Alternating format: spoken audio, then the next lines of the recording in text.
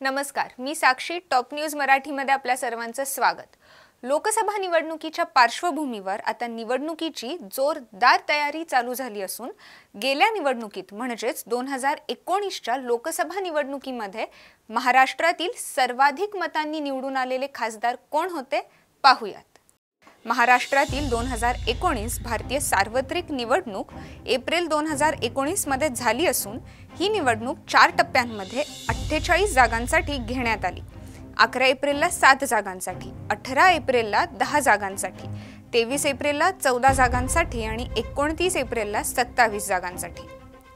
तर ह्या निवडणुकीमध्ये महाराष्ट्रातील सर्वाधिक मतांनी निवडून आलेले खासदार हे कोण होते पाहूयात ग्राफिक्सच्या माध्यमातून.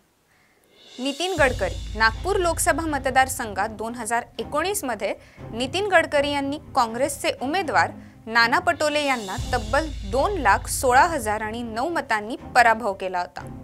सुप्रिया सुळे. बारामती लोकसभा मतदारसंघात राष्ट्रवादीच्या सुप्रिया सुळे यांनी भाजपच्या कांचन कुल यांना पराभव करून बाजी मारली. सुप्रिया सुळे 70,000 मतांनी विजयी झाल्या. अरविंद सावंत. शिवसेनेचे अरविंद सावंत यांनी मुंबई दक्षिणमध्ये त्यांचे निकटचे प्रतिस्पर्धी काँग्रेसचे मिलिंद देवरा यांचा 1 लाखहून अधिक मतांनी पराभव केला आणि महाराष्ट्रातील जागा जिंकली. बाळू धानोरकर. चंद्रपूर लोकसभा मतदारसंघाच्या निवडणुकीत काँग्रेसचे उमेदवार बाळू उर्फ सुरेश धानोरकर यांनी 44,763 मतांनी भाजपचे उमेदवार हंसराज अहिर यांचा पराभव केला. अशाच ताज्या आणि नवीन माहितीसाठी पाहत रहा टॉप न्यूज मराठी. आपला महाराष्ट्र, आपली बातमी. Come on guys, hurry up. यार सुन ना, एक ब्रेक ले लेते हैं. Guys, I'm telling you, तुम लोगों को सही से ट्रैकिंग नहीं आता. But that's okay, you can learn. रोज का ढक्कन देना. ये रेड वाला है, सही वाला देना. अबे ढक्कन,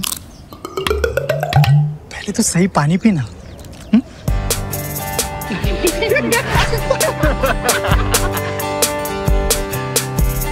Manikchand Oxyrich, proudly Indian.